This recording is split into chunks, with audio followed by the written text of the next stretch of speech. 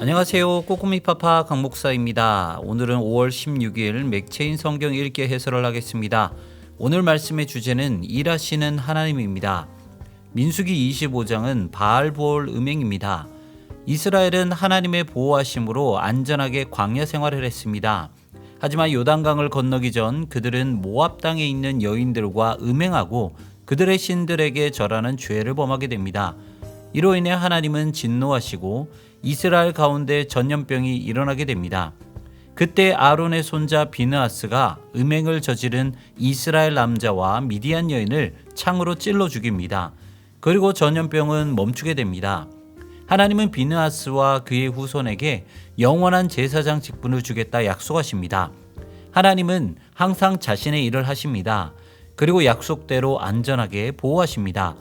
그러므로 성도는 음행으로 스스로 빠지려 하지 말고 안전한 하나님을 끝까지 믿어야 합니다. 이사야 15장은 모압의 멸망입니다. 발람을 통해 예언되었던 모압의 멸망이 확정되고 예고됩니다. 이스라엘이 가나안에 들어가기 직전 모압 왕 발락은 이스라엘을 저주하고자 했습니다.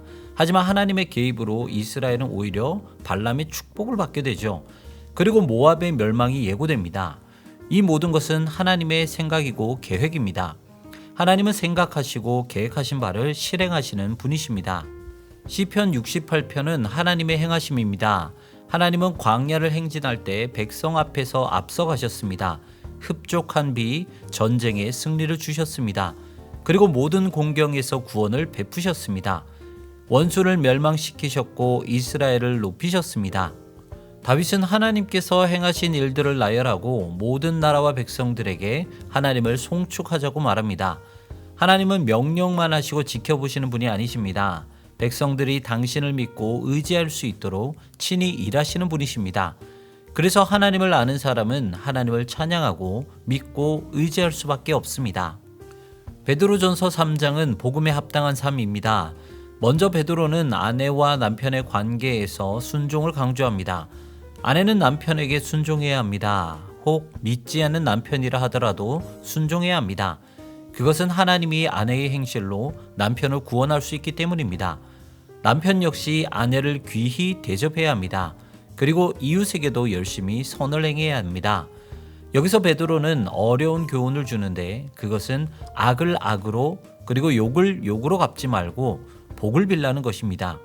그것은 어려운 지침입니다. 하지만 그것이 그리스도의 십자가를 따르는 일이고 그것이 복받는 길이라고 말합니다. 이처럼 복음에 합당한 삶을 살아가는 것은 힘듭니다. 그러므로 우리는 복음을 우리 자신에게 들려주고 적용해야 합니다.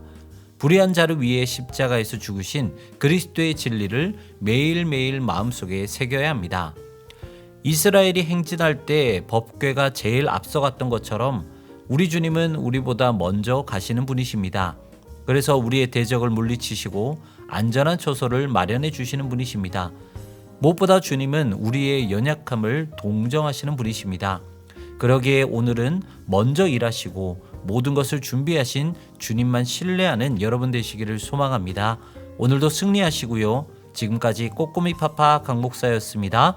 내일 다시 만나요.